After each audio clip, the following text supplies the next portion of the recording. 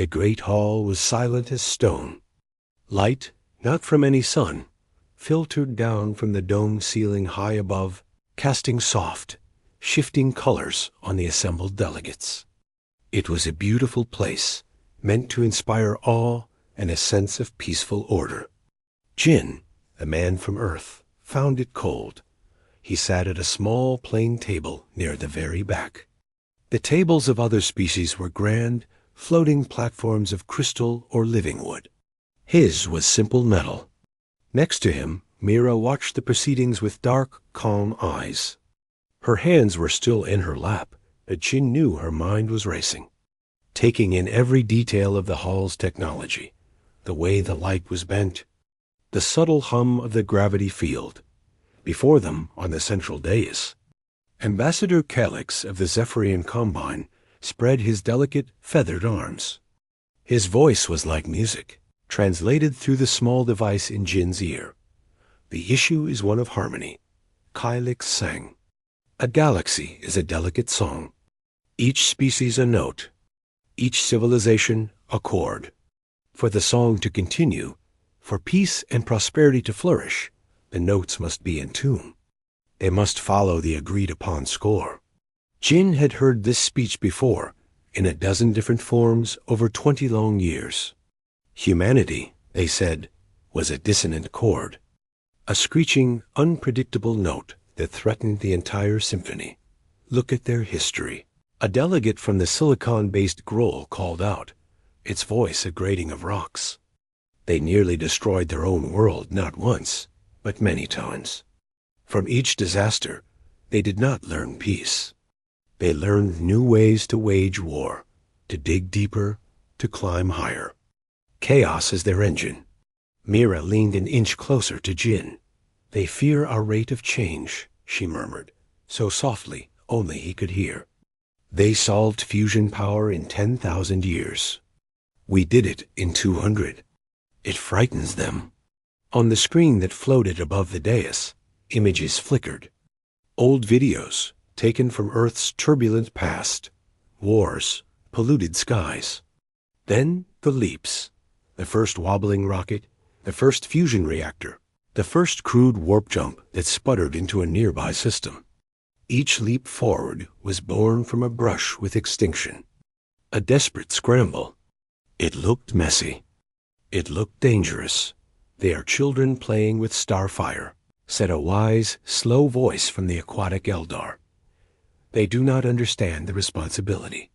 Their emotions are too strong, too fast. Joy becomes frenzy. Grief becomes rage. They cannot be trusted with the keys to the greater galaxy. Jin's face showed nothing. He had learned this the hard way. Early in his posting, he had argued. He had shown them data of Earth's recent century, the great stabilization, the global cooperation, the careful stewardship of their planet. They had called it a temporary calm, a predator resting. He had tried passion. He had tried logic. He had tried quiet reason.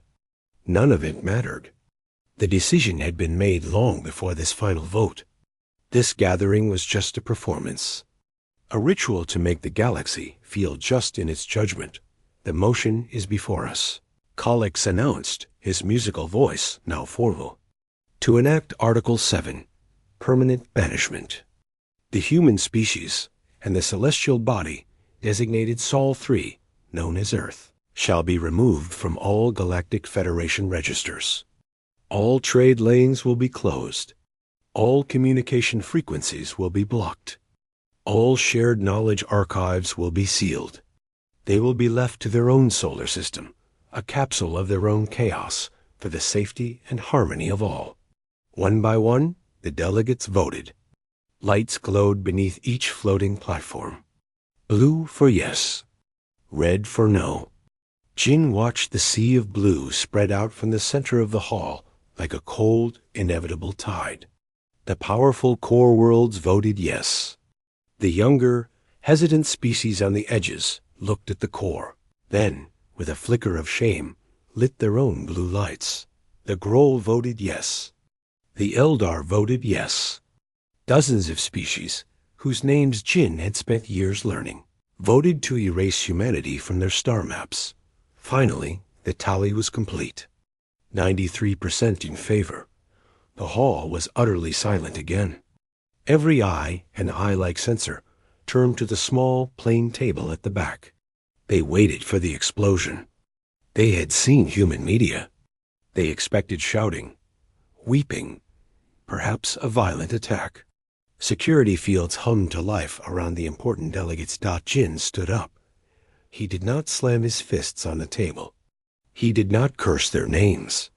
He simply stood.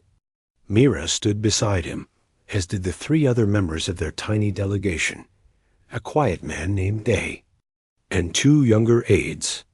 Min and G-Eun. Jin looked out at the sea of alien faces, at Caelix on his dais. He saw not triumph in their eyes, but a kind of tense expectation. They were waiting for the storm, so they could feel right for having prepared for it. He tapped a single sequence on the slim device on his wrist. It was not a dramatic gesture. It was like turning off a light before leaving a room. Then he placed his hands at his sides. He bent forward from the waist, a shallow, formal bow. It held no respect. It held no deference. It was an acknowledgement. A cold, final received. He straightened. Without a word, he turned his back on the grand conclave of the Galactic Federation. Mira turned with him. Day turned. Min and Ji-Eun turned. As one unit, they began to walk. Their footsteps were quiet on the smooth floor. They walked past the hovering platforms, past the staring delegates, toward the great arched doorway that led to the docking ring. The silence they left behind was thick and heavy. It was not the silence of peace. It was the silence of a vacuum, where sound should have been, but wasn't. It was more disturbing than any scream. Ambassador Caelix watched them go, his feathers ruffling slightly. The human's calm was illogical. It was wrong. Where was the fire? Where was the chaotic, emotional outburst that proved his point? Jin and his people reached the arch. They did not pause. They did not look back. They walked through it and out of sight. For a long moment, no one in the hall moved. The blue lights of the vote still glowed, a monument to their collective will. Then, from the back of the hall, a small, mammalian delegate from a new world whispered to her aide, her translation device picking up the words. They just left. On the docking ring, the human shuttle was a blunt, ugly thing compared to the elegant ships of the Federation. Jin entered first, taking his seat. The others followed. The hatch sealed with a hiss. Only then, in the private dark of the cockpit, did Jin let out a long, slow breath. He looked at Myra. A faint, hard smile touched her lips. It wasn't a happy smile. It was the smile of someone who has just seen a difficult calculation proved correct. Phase 1 is complete, Myra said, her voice flat. They took the bait. All of it? Jin nodded. He activated the CUM, a direct laser link to Earth. Conclave is adjourned, he said, his voice calm. The verdict is banishment. We are on our way home. There was no rage in his voice. No disappointment. There was only the clear, clean tone of a soldier reporting a mission objective achieved. The shuttle's engines hummed to life, not with the radiant glow of Federation drives, but with a deeper, thrumming sound. It detached from the grand station and turned its nose toward the distant, lonely star called Sol. They did not look back at the shining hall of their judges. Their work was just beginning. The Grand Conclave's verdict echoed across the galaxy on hyperwave feeds. Chaos contained. One popular news network declared. Harmony restored. Ambassador Caelix gave many interviews, his musical voice full of somber grace. He spoke of a difficult but necessary surgery. The galaxy, for the most part, breathed a sigh of relief. The unpredictable humans were now a closed problem, locked in their own solar system. On Earth and its few outposts, the reaction was watched with keen interest. Federation listening posts, hidden in asteroids and behind distant moons, trained their sensors on the blue-green world. They waited for the chaos to begin, but it did not begin. The first few days were the most confusing. There was a great flurry of activity, but it was not panic. It was coordination. Every human ship outside the Sol system, every mining rig in the asteroid belts of other stars, received a simple, tight beam message. It was one word: recall, and they came. Not in a frantic stampede, but in a steady, disciplined stream. Freighters altered course. Scout vessels turned homeward. The handful of generation ships sent out towards distant stars years before, even those executed slow, precise turns. It was as if a great hand had reached out and gently pulled every scattered piece back to the board. The listening posts recorded this with mild interest. Consolidation prior to societal collapse, the Grohl analysts concluded. They gather the pack before the starvation winter. But the winter did not come. The human economy, which was supposed to shatter without galactic trade, simply changed.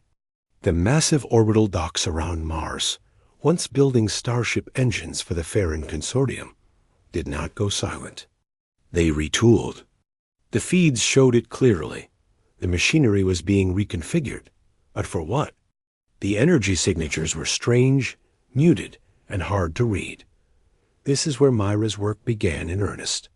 In a command center buried deep beneath the Sierras, she watched data streams from Luna, from Ceres, from the research station orbiting Saturn. Her teams had been preparing for this for a decade. They had never built a faster-than-light drive of their own design.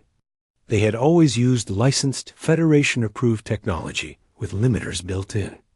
But they had studied it. They had taken it apart in virtual simulations 1,000,000 times. Phase 2 is active, she said to Jin, who stood beside her, looking at a hologram of the solar system. Dozens of icons representing the recalled ships were blinking into green alignment around Earth and Mars. All assets are returning. The great silence begins now.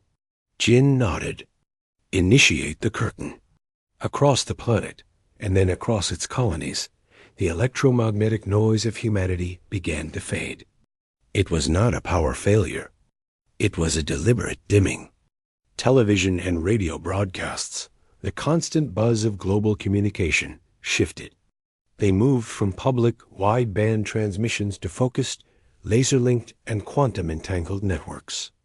To the Federation sensors, it was like a city slowly turning off its lights, house by house, until only darkness remained. But the city was still there, its people living calmly in the dark, speaking in whispers the outsiders could not hear. On the moon, a young pilot named Tay guided the last of the heavy lifters into the newly built hangar at Tycho Base. The base was old, but it had grown strange new modules that looked like smooth black eggs. His orders were simple: secure all craft, power down all non-essential transponders, and wait. He looked at Earth, a serene blue marble in the black sky. He felt no fear. He felt a strange, quiet excitement. They had been given a puzzle, and the whole species was now focused on solving it together. On a space station at Lagrange Point 2, a logistics coordinator named Hannah oversaw the inventory. She was not moving food or medicine. She was accounting for strange alloys, quantum crystals grown in 0G, and canisters of supercooled plasma. Every item was scanned and logged into a system that was now completely isolated from the galactic net. Her screen flashed with a message from Mira's division: resource allocation optimal. Proceed with Project Anchor. The galaxy watched, and its confusion turned to unease. Where were the screens for help? Where were the political fractures? The expected civil wars between nations fighting over the last crumbs of galactic tech? Instead, They saw the launch of countless stealth probes from Earth's dark side. These probes did not head outwards. They headed inwards, towards the sun. They also headed towards Jupiter, Saturn, and the gas giants. The Federation analysts argued. Were they building a last-ditch defense? A suicidal weapon? Then the structures appeared. On the far side of the moon, vast arrays of something that looked like polished stone rose from the regolith. They emitted no heat, no radiation, just a faint gravitational wiggle that was almost impossible to detect.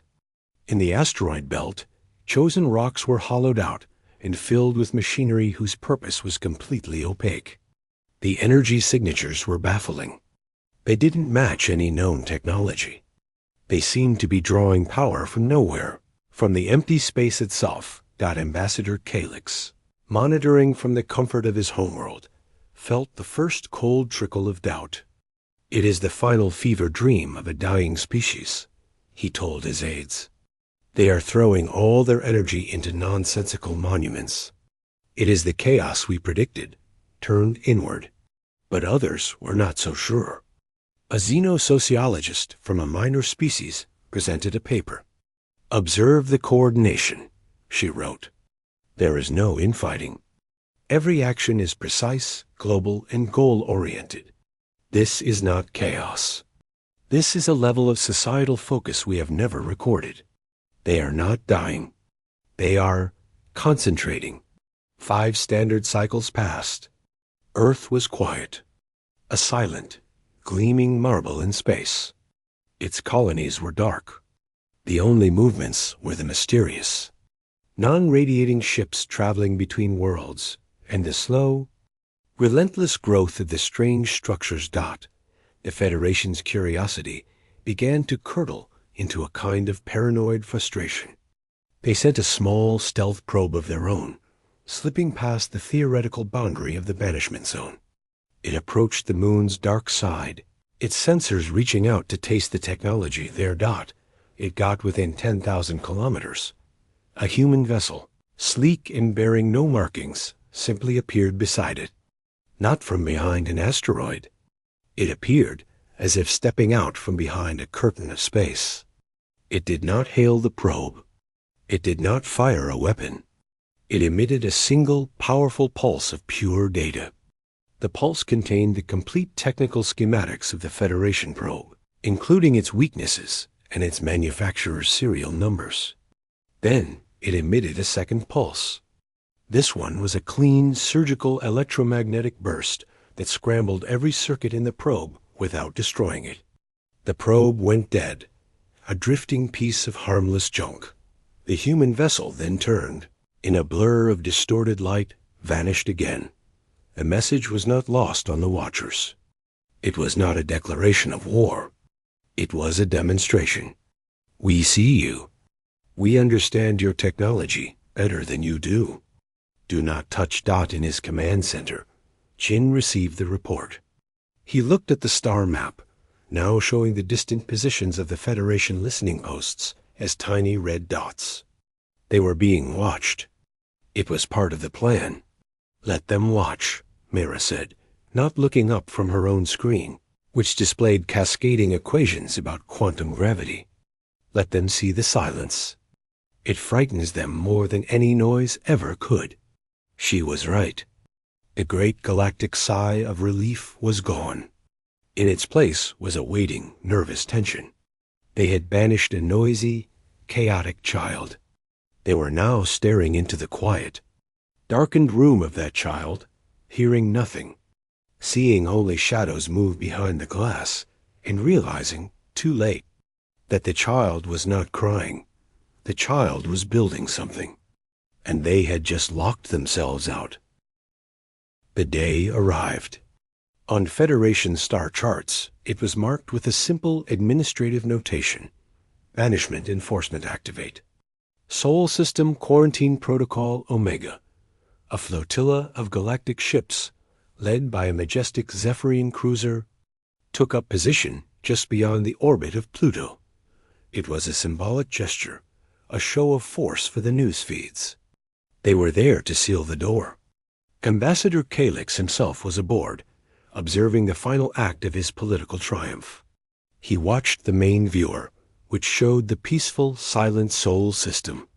The blue dot of Earth, the red dot of Mars, the small gray dot of the Moon. All quiet. All still. A fitting end to a turbulent story, Calix said to his aide. They have finally burned themselves out. The silence is peaceful. On the bridge of the human vessel Unyielding Dawn, hidden within a cloaking field near Earth, there was no silence. It was a quiet hum of perfect activity. Jin stood at the center, his hands clasped behind his back. Mira was at a console, her fingers dancing over holographic controls. Her eyes fixed on a readout that showed energy levels rising in a smooth, impossible curve. All anchors report stable, she said, her voice calm. Luna is at 100%. The belt arrays are synchronized. Earth's core tap is holding steady at 97 and climbing. Jin watched the same blue dot on his screen, not as a distant symbol, but as home. Every city, every forest, every ocean was about to become a passenger. He thought of the billions below, going about their day. They had voted in a global referendum kept secret from the galaxy for this path. They had chosen the great unknown over a gilded cage. There was no fear on the bridge, only a focused intensity. The Federation fleet is holding position, a young officer named June reported. They are powering up their barrier projectors. Let them, Jin said. They are about to close a door we have no intention of using. On the moon, Tay felt it first. It was not a sound, but a feeling. A deep subsonic vibration that traveled up through the floor of Tycho Base and into his bones. The black egg-like structures on the surface began to glow with a soft internal light. On his sensor screen, which was tuned to Myra's new physics, he saw the lunar gravity well not as a simple curve, but as a web of lines. Those lines were being gently pulled like threads and woven into a new pattern. Lunar anchor engaging, he reported. His voice steady dot in the asteroid belt. Hana monitored the massive, hidden engines built into the hearts of a dozen large rocks. They were not engines that pushed. They were engines that twisted. As they activated, space itself in the belt began to ripple, like water seen through heat. The asteroids didn't move. The space around them did. The Federation fleet's sensors began to chatter with alarm. Ambassador, we are detecting massive localized gravitational anomalies, the Zephyrian captain said. His musical voice edged with confusion. From the moon, from the asteroid belt. The energy signature. It does not match any known technology. It reads as background quantum noise. Calix leaned forward. Noise? What are they doing? Is it a weapon? Before the captain could answer, the main viewer flickered. The image of the moon shivered. Then it did not vanish, but became unclear. It was like trying to look at something through thick, warped glass. One moment it was there, a crisp gray sphere. The next, it was a smear of light and shadow. Then it was gone, not vanished into a warp jump with a flash of energy. It simply ceased to be present in that location. Panic erupted on the bridge of the Zephyrian ship. The moon is gone. No debris, no energy spike. It's just not there. Then Mars followed. The red planet blurred, its image fracturing into a dozen impossible pieces before dissolving from the viewer and from every sensor screen. It's the chaos.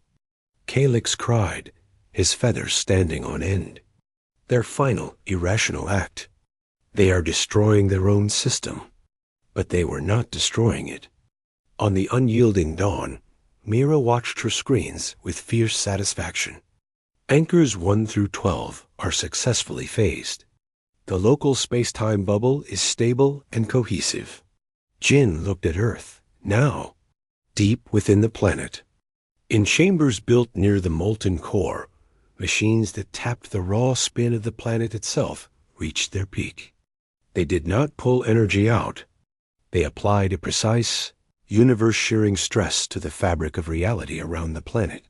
On the Federation viewer, Earth began to glow. A soft, gentle luminescence, like a pearl held underwater. It was beautiful and terrifying.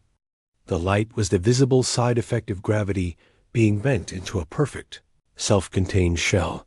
The Zephyrian captain shouted orders. "Scan it. What is that energy? Is it an explosion?" The science officer's voice was hollow with disbelief. "It is not an explosion. The energy readings they are perfectly contained. They are forming a boundary. The planet's gravity well is detaching." The word hung in the air. It was impossible. Planets did not detach. They orbited. They were anchored by the gravity of their star. But Earth was moving. It was not rushing away. It was sliding. Smoothly, silently, it began to drift from its orbit. It left no trail. It disturbed nothing. The sun's light still shone on it, but the pull of the sun was now like a gentle breeze against a great ship's sail. The planet, with its billions of lives, its cities, its oceans, its air, was simply leaving dot. It moved past the orbit of Venus, past Mercury. It slid out of the inner system, glowing with that serene gravitational light. As it moved, the space around it seemed to fold. It was not traveling through space in the normal way.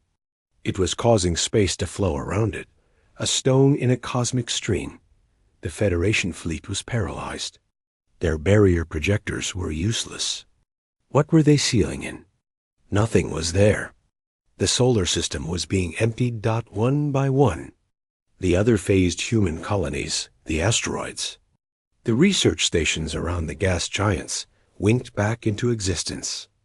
Not in their old locations, but in a precise formation around the traveling Earth. Like a convoy of silent, monstrous ships, Kylix stared, his mind refusing to accept the data from his eyes. This was not chaos. This was precision of a scale he could not comprehend. This was not a suicide. It was an exodus. They were not being banished. They were walking out, and they were taking their house with them. The glowing Earth, with its escort of vanished now-returned worlds, continued its smooth, untouchable slide. It passed the orbit of Jupiter, of Saturn. It moved beyond the Federation fleet, which might as well have been made of paper, for all the relevance it had as the procession passed the frozen orbit of Pluto, the very edge of what was once the human solar system. The glow around Earth pulsed once, softly. Then it was gone. Not in a flashy warp jump. Not into a tunnel of light. It faded from view, like a ship disappearing into a deep, perfect fog. One moment it was a tangible, impossible reality. The next, there was only empty space and the distant, untouched sun. The silence on the Zephyrian bridge was absolute. The star map showed nothing where Sol system had been. The quarantine was complete. There was nothing left to quarantine. Kylix slowly sank into his chair. The triumph was ash in his mouth. He had not contained a problem. He had not pruned a weed. He had looked at a seed, declared it a stone, and thrown it into the void. And now, somewhere in the deep, endless dark, that seed was unfurling in ways his galaxy could not even imagine. The human solar system was no longer on the map. It had walked off the edge. 50 cycles passed in the Galactic Federation. The official records called it an era of consolidated harmony. Trade routes were stable. Disputes were minimal. The great, chaotic disruption was gone. But a strange malaise had settled over the core worlds. Progress, which had always been slow and careful, seemed to have stopped altogether. Scientists talked of frontiers being reached. Philosophers wrote of a mature, stable universe. Younger species felt a subtle ceiling above them. a sense that all the great discoveries had already been made and catalogued by older, wiser races. Ambassador Calyx was old now. His feathers had lost their luster. He had retired from public life, but not from memory. The image of the glowing earth sliding silently into the dark haunted his dreams. His great political victory had earned him no lasting honor. Instead, a quiet question had begun to circulate, first in whispers, then in academic papers. What had they actually done? He lived in a tall spire on his homeworld, watching the gentle, predictable traffic of ships in the sky. He was staring at the horizon when his aide approached, holding a data slate. The aide's expression was uneasy. "Ambassador, a report from the Frontier Scouting Corps. You said to bring you anything odd." Calyx took the slate. It detailed a discovery in a dead system on the galactic fringe. A system with a burned-out star, long cold. Scouts had found a stable, artificial wormhole. Not a natural turbulent tear in space, but a perfect, calm ring of silver energy held open by forces unknown. It led to a young, resource-rich dwarf galaxy. The wormhole had not been there during the last survey. It had simply appeared, and it was perfectly, mathematically stable. A bridge worth more than star systems. Who built it? Calyx asked, his voice raspy. There is no builder, no signature, no energy residue. It is just a gift. It has been designated Eta 1. The symbol Eta was etched beside the report.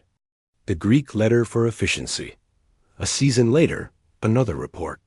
Explorers on a barren world, a former precursor site, had made a breakthrough. The precursors were an ancient, vanished race whose artifacts littered the galaxy. Their technology was a mystery, locked behind impossible puzzles. For millennia, the Federation's brightest minds had tinkered at the edges, learning crumbs. This team had found a precursor energy core, dormant for eons. And it was active, humming. More than that, beside it was a data crystal, formatted in the Federation's own common digital language. It contained not just the theory behind the core, but elegant, simple instructions for its replication and safe use. The crystal was etched with a single, tiny symbol, Eta. The gifts kept coming. A nebula thought to be impassable due to violent radiation storms was found to be crisscrossed with calm, clear pathways, as if someone had drawn a map on the cosmos. The pathways appeared on charts with the Eta symbol.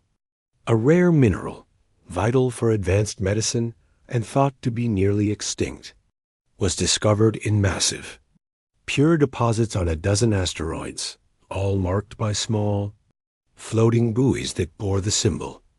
They were not acts of communication. There were no messages. No, you're welcome. No demands. They were receipts, proofs of work. On a dusty, scholarly world, a young xenoarchaeologist named Kai was obsessed. He had grown up on stories of the banished humans, the great chaos species. He sat in a cluttered archive, surrounded by data slates showing the Eta symbol. He compared it to records from the Conclave archives, from the last visual feeds of human technology. This is not alien, he whispered to himself. He had run the calculations. The perfection of the wormhole's stability equations had a certain flavor, a certain elegant, ruthless efficiency that solved problems by bypassing them entirely. It reminded him of the few human engineering papers he had read from before the banishment. They had a way of looking at a problem sideways. He cross-referenced. The symbol Eta, in human physics, was the coefficient of efficiency, the measure of output to input. Perfect efficiency was one, an ideal. He compiled his findings into a report. He titled it, The Eta Coefficient, Post-Banishment Anomalies and a Hypothesis. His hypothesis was simple, and it shook the Federation's scientific community to its core. The gifts were not from some new, benevolent power. They were the discarded homework of an old one. Humanity was not just surviving. They had mastered the universe's ledger.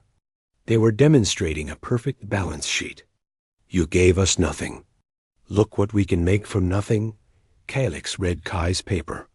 The old ambassador's hands trembled. He saw it now, with terrible clarity. The humans had not been playing with starfire. They had been learning its true name. The chaos the galaxy feared was not disorder. It was accelerated, relentless problem-solving. Unleashed from the stifling rules and slow consensus of the Federation, with no one to tell them that is impossible. What had they become? He received a visitor. It was the young scout who had found the first wormhole. The scout was nervous. Ambassador Calyx. There is more. The rumors from the farthest scouts. They don't just find gifts. They see things. What things? Calyx asked. Ships, or what might be ships. They are there, and then they are not. They move in ways that break our understanding of physics. They observe sometimes. They never communicate. And the scouts say the space around those regions feels watched. Not by an enemy, just watched, like we are mice in a field, and something vast and quiet is tending the grass. The final piece of the report was a star map. Kai had plotted every Eta gift, every anomaly. They formed no pattern in Federation space. But when he extrapolated, when he looked at the vast, unexplored gulfs between galactic arms, the empty voids the Federation considered worthless, his algorithms suggested a terrifying possibility. The gifts were not the center of the work. They were the edges. The scraps that drifted over the fence. The map suggested that humanity, or whatever humanity had become, was not in some hidden base. They were everywhere else. The voids were not empty. They were occupied, cultivated. The Federation existed in the well-trodden, crowded lanes of the galaxy, congratulating itself on its harmony, while all around it, in the infinite dark it had ignored, the Banish children had built a kingdom of silent, impossible wonders. Calyx looked out his window again. The orderly traffic now seemed pathetic. Tiny boats puttering around a sheltered pond, while beyond the breakwater, leviathans moved in the deep, not even noticing the pond was there. The vote had not protected the galaxy. It had blinded it. They had banished a mirror, and in its absence, they had forgotten what they truly feared, not humanity's chaos, but their own limitations. The gifts were not offers of friendship. They were a quiet, devastating report card. And the grade was a single perfect symbol. Eta. They were not surrounded by enemies. They were surrounded by a quiet so profound, so filled with unspoken achievement, that it made all their harmony sound like childish noise. The humans had not looked back in anger. They had simply walked out, closed the door, and gotten to work. And now, the echoes of that work were seeping under the door, reminders of what they had thrown away. The great hall was once again filled with light and music. It was the Federation's millennial celebration, marking 1,000 cycles of recorded galactic unity. The air shimmered with holographic displays of founding species, of peaceful first contacts, of the signing of great accords. Ambassador Calyx, frail and leaning on a staff, had been given a seat of honor. He watched the spectacle, but his old eyes saw only ghosts. He saw the small, plain table at the back where the humans had sat. The memory of their silent walk was sharper to him than any glittering display before him now. The keynote speaker, a young and idealistic delegate from a water world, was reaching her crescendo. And so we prove that harmony is not a weakness, but the greatest strength. Together, we have built a garden in the stars, a testament to our collective will for peace. The hall erupted in soft, harmonious chimes, clatters, and hums of approval. It was a beautiful sound. A predictable sound dot at the very center of the hall, in the open space before the speaker's dais. The air began to waver. It was not a dramatic tear. It was a gentle disturbance, like heat rising from a desert floor. The harmonious sounds faltered. Security fields flickered to life around the important dignitaries, their hum adding a new, tense note to the hall. The air solidified, smoothed, and opened. There was no flash, no bang, no surge of energy. A circular doorway simply appeared, showing not the hall beyond, but a quiet, gray room. And from it, people walked out.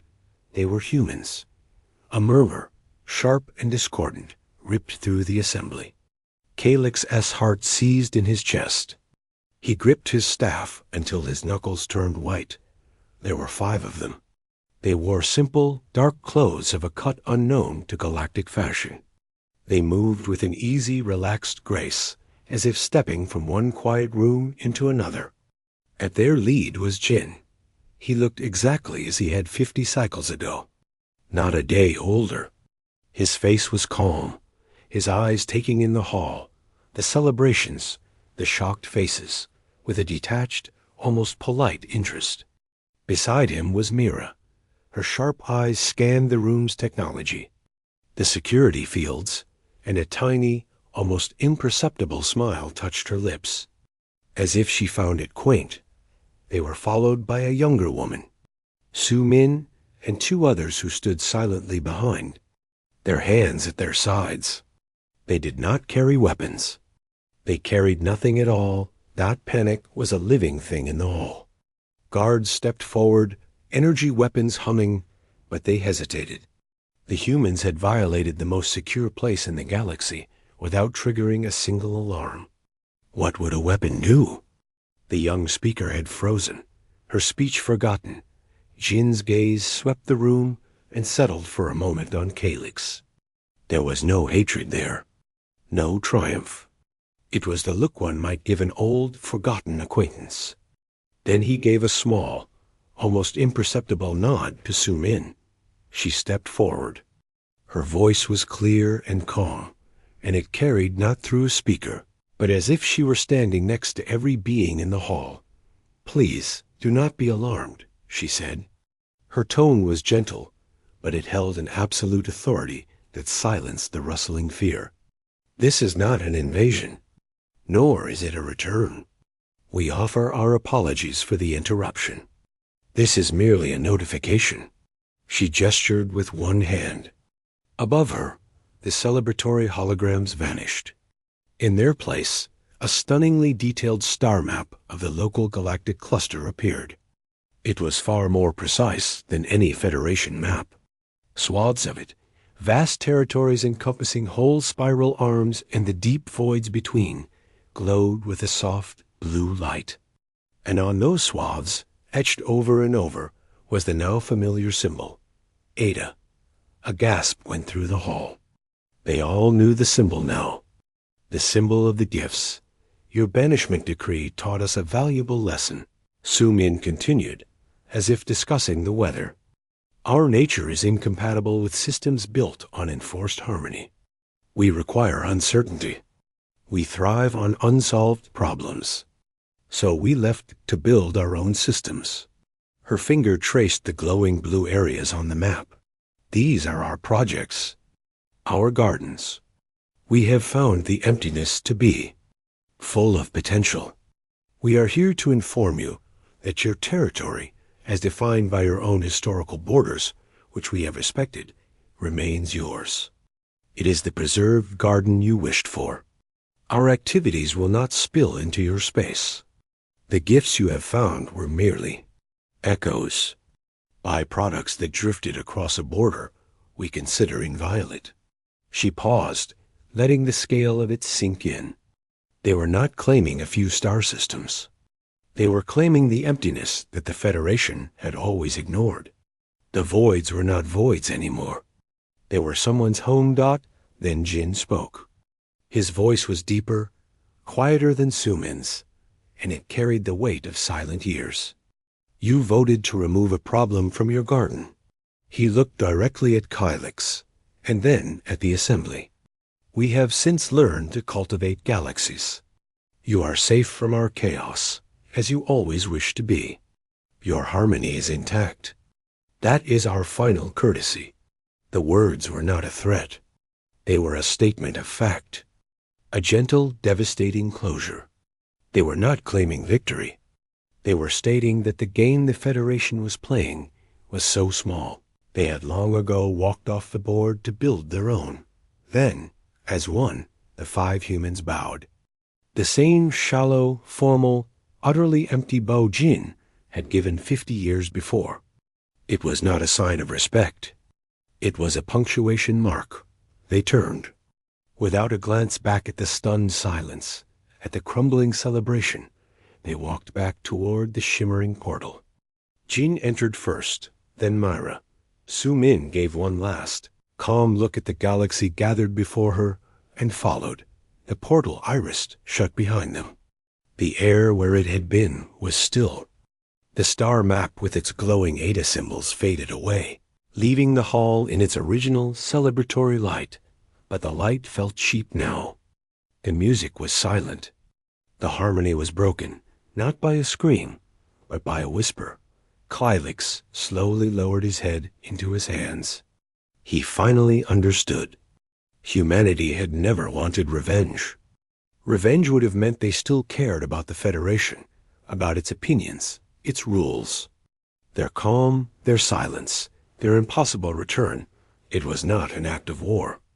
It was an act of irrelevance.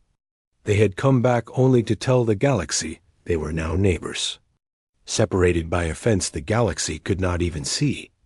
In a yard the galaxy had thought was a wasteland, the young speaker tried to restart her address, but the words stuck in her throat. The celebration was over. The garden they had been so proud of was suddenly revealed for what it was. A small, well-kept park, neatly trimmed and utterly contained.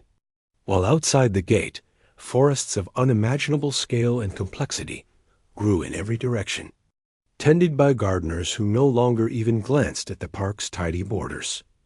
Humanity had walked out without looking back. And now, the galaxy realized with a sickening dread, they would never look this way again. The greatest insult was not their return. It was the profound, absolute indifference they left in their wake. The vote to banish Earth had not protected the galaxy.